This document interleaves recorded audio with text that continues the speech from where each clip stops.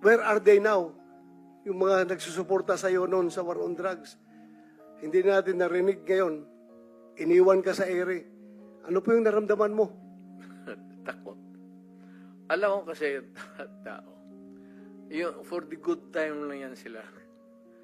Yung mga crisis kang ganito, wala ka namang kaibigan.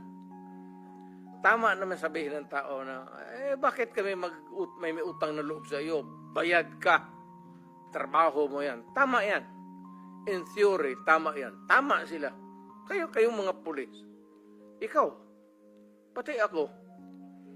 Pero, yung dapat lang malaman na yung pagiging mayor ko, pagiging talagang presidente, dinibdib ko yan.